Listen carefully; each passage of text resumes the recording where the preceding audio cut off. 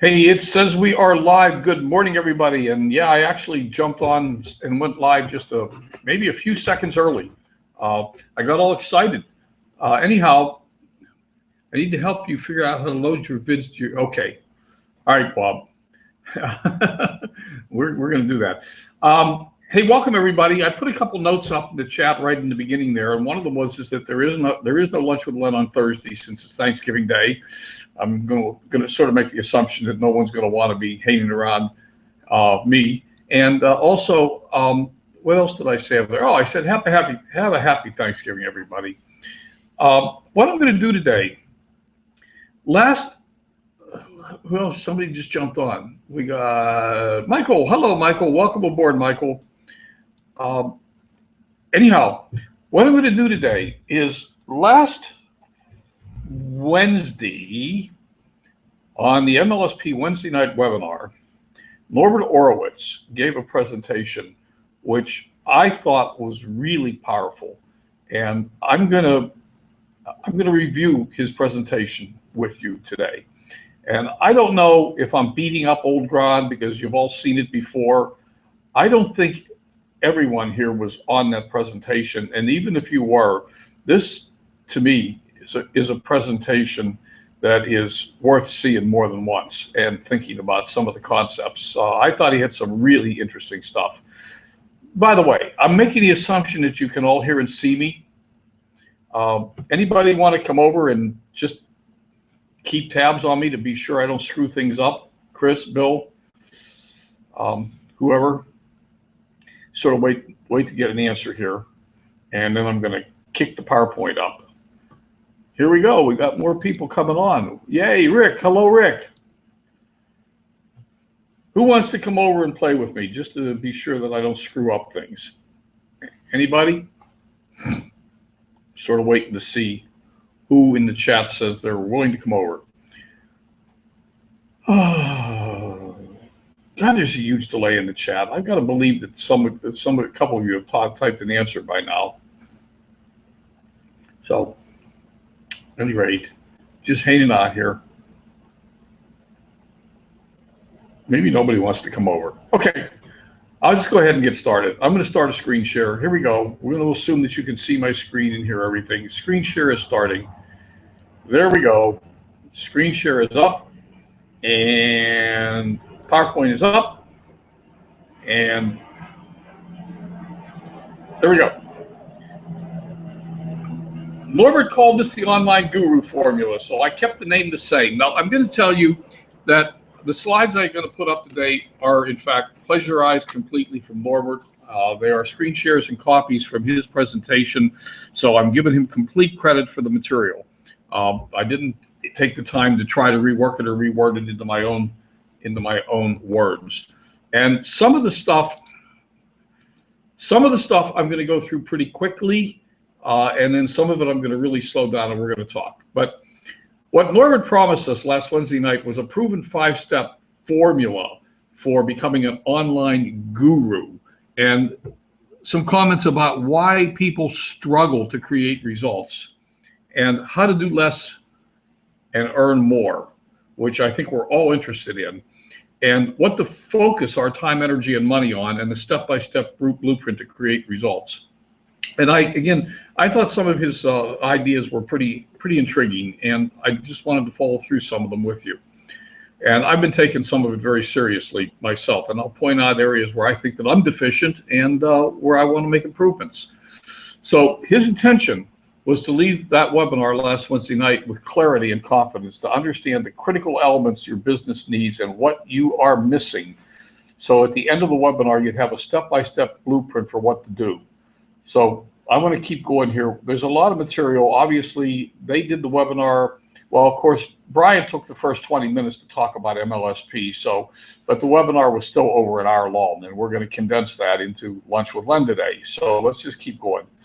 And basically, that was the last slide. My intention was to give you a proven, sustainable business blueprint that is used by all of the highest paid marketers on the internet today. And that's Norbert's statement.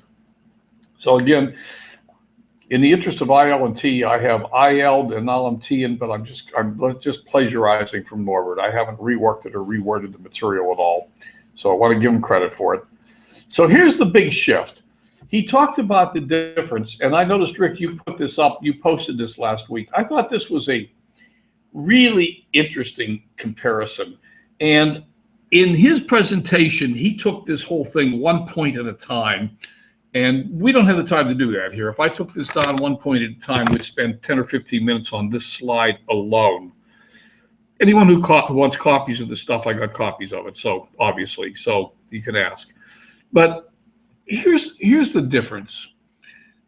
Many of us get into this business, and I certainly got into it for the same reason many of us do, and that is I wanted to earn extra income, create a second stream of income for myself. And I actually got into the business back when I still owned California Flight Academy. But I came into the business with all the wrong ideas about what it was going to take to build the business. And so I really qualified on the left side of the column for a couple or 3 years. I really didn't have a strategy. I didn't have a plan. Last year was, 2 years ago was the first year that I did any strategic planning at all. And by the way, last year on Lunch with Len, we took a couple of sessions to work on our plan for 2015, and I intend to do that again. After Thanksgiving, we're going to come back and we're going to do a couple planning sessions for 2016, and I'm going to encourage you, anyone who was on with me last year in the planning sessions or has a plan for 2015, to go get it out, dust it off, take a look at it. Let's see where we won, where we lost, and what we need to do to make some corrections and where we want to go. But here's the thing. If you come down the side of the BizOps seeker, typically doesn't have a plan. They're looking for, they bounce from one strategy to another, looking for the quick fix. And that's one of the shiny object syndromes that people get trapped in. They start down a path of working on something like, let's say they take up Facebook marketing, which I did in the very beginning. One of the first things I did in the beginning was I took Michelle Pescasolito's course and I started trying it. And after a little while, I wasn't getting any results, so I dropped that. And then I went and I took somebody else's course. And I can name you all the courses. I'm going to do that. But the entrepreneur, on the other hand, has a plan, and they stick to the plan. They have a long-term vision. They have a focus, and they understand the need to make investment in themselves. And they also understand the need to say no and to stay on course toward the goal. And the need to say no is to say no to bright, shiny objects that offer the idea that you're going to get rich quick in this business, because I don't know anybody who got rich quick in this business. I'm going to come back to that in a couple minutes. Let me move on. Again, if you want copies of these slides, they're available. So Norbert, he says, you have two choices. You can either chase money or you can learn how to build a real online business. So the big mistake people make is focusing on sales. And while all of us want sales, the challenge is when we come into the business, and I did, again, the same thing. When I first got into online business, I came in through Send Out Cards. That was I had a couple of MLMs before that, but I'm not even going to count them. I came in through Send Out Cards, and my upline who brought me in gave me the standard spiel. It's, well, Len, everybody sends cards and presents and stuff like that, so everyone's going to want to be in this service. Just go out and show everybody to it. They're going to want to sign up. Well, you know what happened next. It's called more market burnout. So we all start the same place, and we go through this. So the online marketing strategy, according to Norbert, is step one, build your audience. And that certainly is a mistake that I made in the beginning. And I know that there are people on this webinar today that don't have a very big email list, don't have a very big audience. And the email list is really a big piece of your audience. And also your fan page, your and I know, Bill, you're doing a phenomenal job with Instagram and Twitter, but all these places are audiences. And so really we have to build an audience, engage the audience, and then sell to our audience. Unless you're awfully damn good at cold calling and cold selling, it really doesn't work. You can spend a small fortune trying to run ads to cold traffic and not get very good results. So First question is, do you have a business marketing plan for the next 6 to 12 months? And if you don't, I'm going to encourage you to get one, and we're going to work on it together. Again, as I said, after Thanksgiving on Lunch with Len, we're going to work together on a business plan for next year. So I will help you with that. And we're going to review what happened last year. And the next question is content. Are you creating and sharing content at least 2 to 3 times per week consistently? And right now, for me, I am actually, of course, I have the Coffee with Len videos going up every morning, and they're still getting a lot of views. Most days they get over 100 views, sometimes more. I have been putting up a new blog, I'm going to say almost every day because I've missed a couple of days, but my target is to put a new one up every day now. And of course, we're continuing on with the Lunch with Len webinars. We've also got other things going on, like the Thursday night webinars we're doing for the Wealth Builders Plus Mastermind. And so content, I'm doing a lot more content than I was. And we all know that content is a longer term strategy for building an audience, but it does in fact result in a sustainable business over a long period of time. But it does take time to build that audience. And my email list is building. I'm not building as fast as I wanted to, but it is building. So for those of you who aren't creating content or aren't creating content consistently, it's really an important piece of this whole equation. Now, here's where I think most of us fall down. Are you adding a minimum of 10 to 20 leads per day to your email list? Yeah, right. No, as a matter of fact, I'm not. And, you know, just about everyone gives us the same number. And they give us various ways to do it. But the reality is, if we're not building our audience with those kinds of numbers, then we're probably kidding ourselves. So I intend to focus more on building my lists.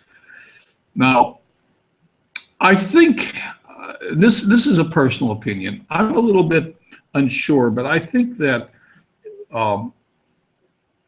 that likes on a fan page and Instagram and Twitter and all these other things can also be, we can also think of them as people that we're communicating with, and maybe not as effectively as we can with an email list, but a lot of people don't open emails anymore anyhow, so I don't know, but we got to be building our audience. That's the important message. Let's travel on. And the next question is, of course, are we consistently acquiring new customers? And well, no, most of us aren't. So again, an area to work to really focus on. And how do we do that? Well, My Lead System Pro does give us a way to do that. And I've been starting to do more and more of this. And I'm not going to tell you that I'm getting great results yet, but I am starting to see results. And that is, if you look at my blog posts that have been going up recently, what I've been doing is I've been taking some of the MLSP products and writing a blog about the product. And then what I'm doing is going out onto Facebook, for example, and just putting up a little post that says, hey, go look at my latest blog post.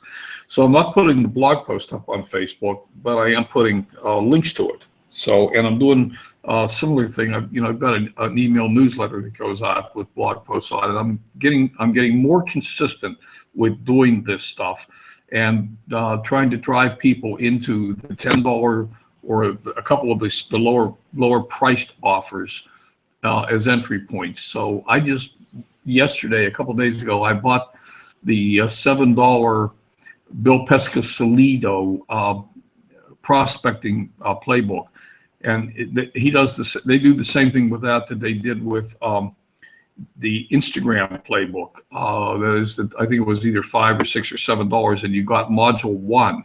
You didn't get the whole thing, but you got module 1 of whatever it was called. And the same thing with the prospecting playbook. You got module 1 for $7, and I've been going through it. It's 2 hours long, and I'm about an hour, almost an hour and a half into it. And I'm making lots of notes, and then I'm going to make blog posts about it. You're going to see in the next few days, you'll see blog posts about prospecting, and they're going to be bringing people back to that $7 product. So that's some of the things that I'm trying to do, and we'll see what the results are. But focusing more on trying to bring customers in at a very low level. And when I look back at the last couple of years, one of the areas that I was weak in was actually putting offers out there for people to buy something. We got to remember, we're all in this to make money. That's why we're here. And if we don't sell something, we don't make any money. So we can't be afraid of putting offers out there and asking people to buy them. And that doesn't mean that we violate the rules that say, okay, we put up 3 or 4 not blog posts, we put up 3 or 4 posts for every offer, but we still need to be putting up offers. So if you're not putting up offers consistently, you're probably not going to get to where you want to go to. Interesting quote by Richard Branson: complexity is your enemy. Any fool can make something complicated. It's hard to make it simple. I'm not quite sure what that quote's doing right in the middle of this whole thing, but I like it. It's really pretty interesting. So how can we make all this simple? So then we go on to the 5 core elements of a profitable online business. What are they? And I think we all know: content, lead generation, follow-up, monetization, traffic. Now, what's interesting about this is that I think most of us who are relatively new, or most people who are relatively new to the game, would put traffic higher up on the list. So we have this tendency to think all we need is more traffic. And the problem is what are we going to drive that traffic to? So we got to have the content in order to have a place for the traffic to come to. And of course, I know who was on the webinar when I went to screen share. So assuming that the audience mix hasn't changed, we all have lead magnets. I believe we all have autoresponders and follow-up strategies. And we've talked several times over the last 2 or 3 months about monetization strategies in our blogs and et cetera. And by the way, I'm going to probably on one of these Lunch with Len real soon review that whole section of Ray Higdon's course on monetization, because I looked at a couple blogs the other day, and I don't want to use the word disappointed, but I was saddened to see that the blogs were really not very well done in terms of monetization strategies. So I'm gonna go back and review some of that stuff. And then traffic. So once you have good content to drive traffic to, a way to capture leads and a way to follow them up, then you can increase your business by driving more traffic. Now, I'm going to go through really quickly here, because I think the nature of this stuff, the next several slides is such that the people who are on here, let me go back to previous, the people that are on here know pretty much what the next few slides are. Content, what's involved? You know that. Blogs, articles, guest posts, videos, YouTube, blah, blah, blah, blah, blah. Content, got to be generating content. And the more content you generate, now, there's an interesting point that I want to make here, and I've learned this personally in spades, and that is, you can generate great content, but if you hang it out in the middle of the Sahara Desert where nobody can see it, what good does it do? So, as has always been said, the devil's in the details. Are you doing the things that you need to be doing to SEO your content, at least a little bit of it? Are you making an effort to be sure that your content gets seen by people? Because if you're not, you can put a hell of a lot of content out there and not get very good results. So I'm on an SEO kick recently because of some other things. And then, a couple of weeks ago, we looked at using Yoast SEO in our blogs. I hope everybody's doing that. And if we need to review that because I screwed it up a little bit, we can go back and do that. Let me know. But I hope everybody's doing it, because you need to be SEOing this stuff. If no one's seeing it, it isn't doing you any good. You're wasting your time. So content. I think we all know this. We know what content is used for. I'm not gonna bother reading these slides because we don't have a pile of newbies on here today. I think you can read faster than I can talk anyhow. So we all know about building an email list. We got to have lead magnets, we got to have giveaways, we got to have capture pages, and we got to have an autoresponder. Now, I don't believe that I've done an effective job of using my autoresponder. I believe that I have a lot more people on my email list than actually open my emails because I didn't do a good job of really engaging them in the beginning. So I think I've learned a lot about engagement in email, and I know that Diane teaches it, and Adam Chandler teaches a lot about how to engage your audience in your email. But I'm going to point out that one of the things that Diane suggests, and I think other people do too, I don't want to quote anyone else because I'm not 100% sure, but one of the things that she's really big on is she doesn't use autoresponder sequences. She doesn't believe in them. And I'm beginning more and more to really believe that. I have eliminated almost all of my autoresponder sequences from my email follow-ups. My email follow-ups have gotten a lot more personal than they used to be. And I just don't use the MLSP 22 email autoresponder follow-up sequence. I don't think it does. Once you get started, it might be fine if you're a first-time beginner just getting started this week, but it's not where you want to be in the long run. You want to be communicating with your audience on a personal basis, daily. I used to worry, just the same as we worry about picking up the phone and prospecting. I used to worry about harassing the people on my email list too often. I didn't want to send an email every day or more often. And I have now come completely around. I believe an email every day at minimum is absolutely essential. And the people don't want to get an email every day from you, they'll drop off your list sooner or later, and you didn't need them anyhow. But if you don't email them every day, they pretty soon forget who you are. So, why is my computer beeping at me?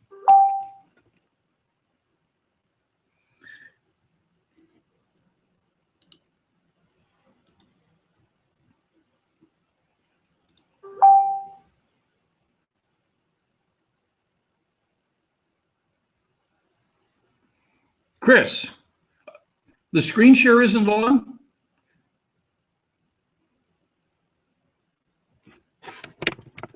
What happened? I don't understand how that could be. Okay. Well, let's go back. I'm not going to go backwards in the presentation because it's already 10 to 12. But can you see his head? Can you see me now?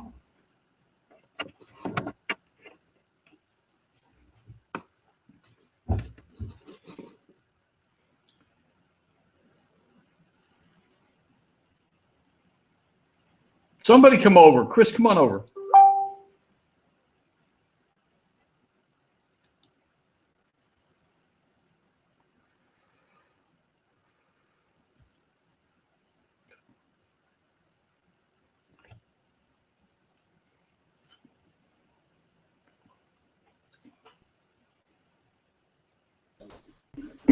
What's going on?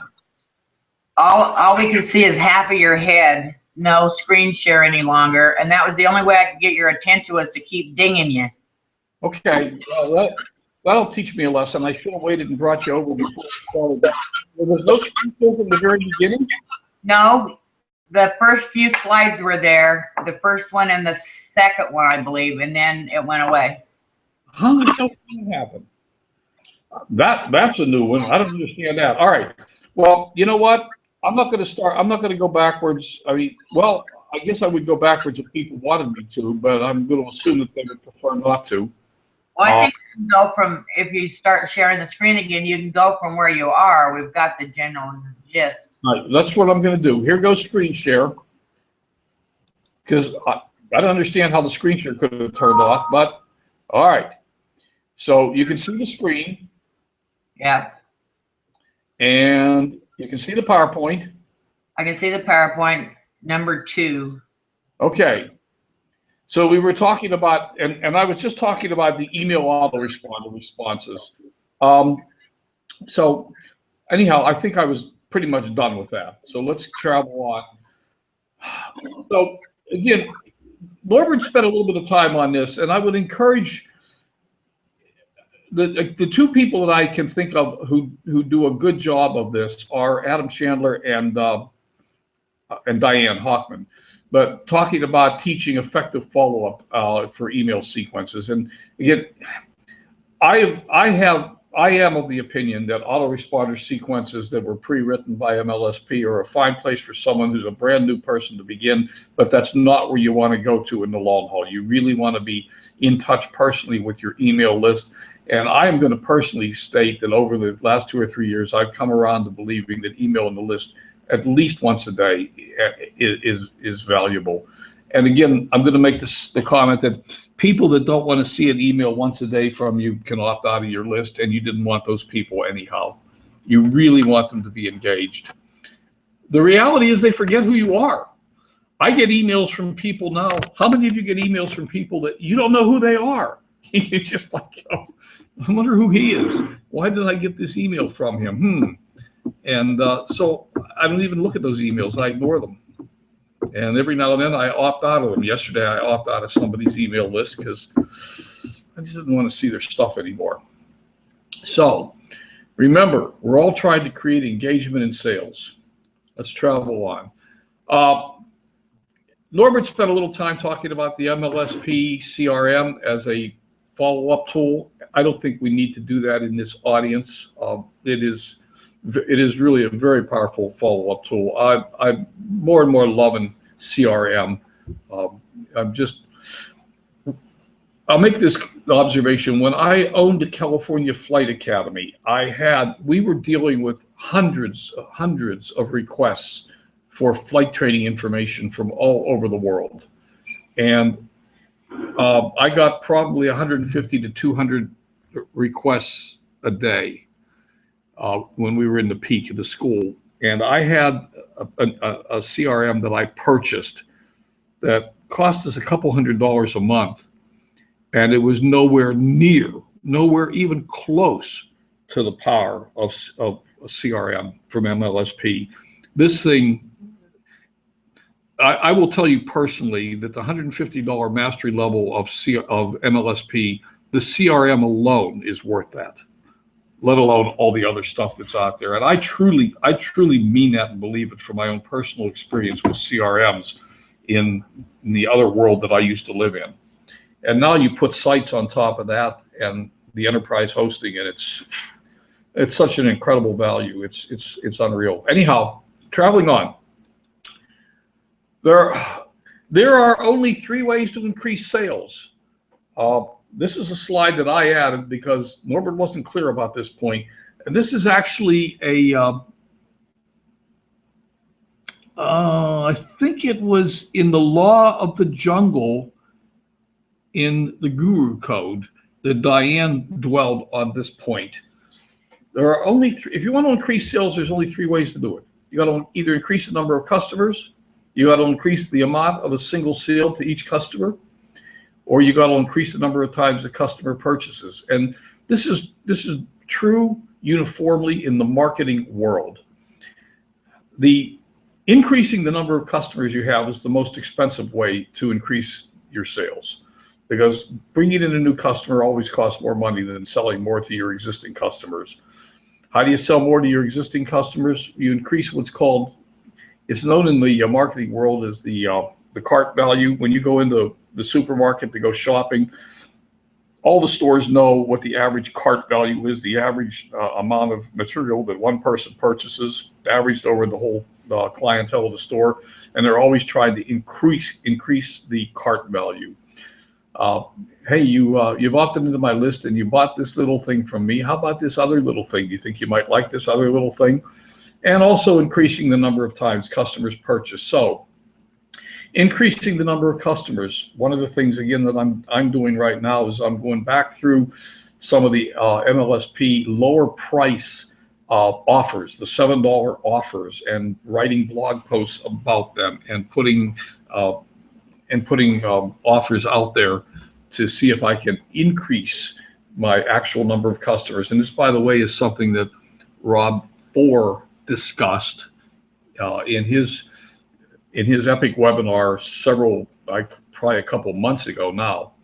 So, low cost barriers to entry, so-called tripwire offers, the $7 offer. Increasing the number of transactions. I'm not going to read that slide. Lots of ways to do that. Upsells, cross-sells, servicing, coaching, monthly recurring subscriptions, lots of ways to try to increase the cart value for an individual customer. And then, of course, increasing the value of customer transactions, taking them up or down a value ladder where they go up to an increasingly more expensive product. So you bring them into MLSP on one of the $7 offers. And I got to tell you, I'll tell you right now, straight up, module 1 of Bill Pescasolito's prospecting course is really impressive. For $7, it's a hell of a steal. And I'm sorely tempted to go ahead and just upgrade and buy the rest of the course. I really like the way Bill's going. So anyhow, that's one of the things you can consider doing. And then, of course, monetization. Again, I'm going to come back to monetization of blog posts, maybe next week or the week after, sometime soon, relatively soon. Because as I've said, I've seen some blogs recently where people are missing some of the strategies that they could be using to potentially get more money out of their blog posts. So we'll talk about that. And then traffic. And one of the interesting thing about Norbert's strategy presentation is that traffic is the final piece. And as I said before, many of us tend to think of it as an initial piece. We tend to think that if we just had more traffic, we'd get more sales. Well, if you don't have all the other elements in place, the traffic is bouncing off a brick wall. It's not, if you don't have good lead magnets, if you're not getting people to opt in, if you're not following up effectively, then all the traffic in the world isn't going to increase the number of sales you're getting. So, and once again, Norbert focused on the idea of focusing on one or two proven strategies. People tend, and I did this in the beginning. Like I said, I took Michelle's Facebook course in the very, very beginning. This goes back several years now. I took Michelle's Facebook course, and I thought that was going to be the cat's meow, but I didn't get any conversions. So then I jumped over and I took Marie Andros's video marketing course, and I did that for a while, but I didn't do the SEO part of it very well, and I was pretty sloppy with some of the stuff I did, and I didn't get very much. So then I went and bought some Solar. Never mind, I can keep going. I've gone through all of the shiny objects out there, or most of them, and I can tell you that it's not a good strategy. So if you're new to the game, if you're not getting results, pick a strategy and stay with it until you do get results. Make it work for you. And every one of the strategies that are listed there, someone's getting results from them, so you can too. But what you won't do is get results if you scatter yourself too wide and too thin. So the last slide, the 5 elements of this strategy. 1, content, at least 2 or 3 times a week, preferably more often. Valuable content. Len Mooney comment. Remember to SEO your content. If you're putting billboards out in the desert, nobody sees them, it doesn't do you any good. Your content has to lead the leads. If your lead magnets aren't converting, try different lead magnets. And that's something that I need to do right now personally. I'm going to make some changes along those lines. And then follow up. I'm going to take a snippet out of Bill Pescasolito's prospecting course. If they filled out an opt-in form and they put their phone number down, they are begging you to give them a call. Begging you. They are looking for help. Call them. And when do you call them? 20 nanoseconds after they give you their phone number. Not tomorrow, not the next day, not next week. And there are 2 reasons for that. One reason is when they put their phone number down, they seriously are looking for help. Now, is it possible you'll catch them at dinner time or at a bad time or something like that, and they won't want to talk to you right then? Yeah, sure. But that's the first question you ask. The very first question is, hey, you just opted into my list. Is this a good time for us to talk? Yes or no? And if it's no, then when is? I'll give you a call back. Okay, tomorrow at 10 o'clock. Great. I'll be right back with you tomorrow at 10 o'clock. Done. So give them a call. The second thing is, and Bill points this out, if they opted into your list, do you think you're the only list they opted into today? They might have opted into your competitor's list, or Charlie's list, or Jane's list. What if Charlie or Jane follows up with them right away and you didn't? What if Charlie or Jane gets the relationship started with them and you're a day late and $1 short? You call them up tomorrow because you didn't want to bother them right away. You thought, oh, well, I'll give them some time to look over the material. I'll give them time to download my ebook, give them time to da-da-da-da-da. And then you call tomorrow and it's, oh, yeah, I talked to Charlie yesterday. And it's like, I signed up with Charlie. All right, well, gee. So follow up. And finally, monetization and traffic. Once you have all the other elements in place, it's time to start driving traffic. The less you actually do yourself and the more you leverage, the faster you will create results. I love that. I love that quote. I'm going to end the show. I'm going to get rid of that. I'm going to stop the share. And the point there was, of course, if you can, forward ho. If you can, outsource, hire people, get help. If you can't do it all yourself, I know, assuming you can afford to get help. Sometimes we have to do it ourselves because we're struggling too. So, at any rate, that's Norbert's presentation. I hope you got value out of it. I see we started off with 7 people. We still have 7 people. So that sort of means to me that you didn't leave in the middle of it all. So presumably it was worthwhile. Chris, you got any comments? Since you're there, I can pick on you. You're muted, by the way. That was a very good presentation, and there was a lot of, and I happened to miss that because that's the day Sarah and I went to the movies. Okay. So I missed that last Wednesday, right? Yeah, it was last Wednesday. That's when Sarah and I went to the Mockingjay doubleheader. Well, tell me, how was that? It was good. Cool. Okay. All righty. It's 10 after 12. I kept you over a little bit. Anybody have any comments or questions? I'm watching the chat. Otherwise, we'll call it a day. Again, we're not going to do this on Thanksgiving Day. But we will have coffee with Bob and Len Thanksgiving morning. I'm sure I'll be up in San Diego as soon as I turn off the computer here. I'm leaving for San Diego. So tomorrow morning it'll be coffee with Len and Bob. Right, Bobby? You still there? Sometimes I lose Bob. That's two drops. Oh no, Bob's still there. Okay. Anyhow, I'm watching the chat to see if there's any more comments. I don't see any more coming in. If anybody wants a copy of the slides, I will give them to you privately, since I plagiarized them completely by just doing, screen dumps of Norbert's presentation. I'm not comfortable just putting that whole thing out in public, but anyone who wants it can have a private copy.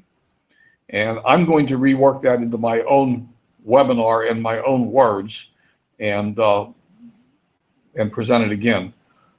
I think it's a very, very powerful presentation with a lot of good stuff in there. So, and I would like to be able to take a little bit more time on a few of the points. So it looks like it. I don't see any more comments. So thank you, everybody. Happy Thanksgiving. If you're traveling, please drive safe. And we'll talk to you next Tuesday. Bye for now.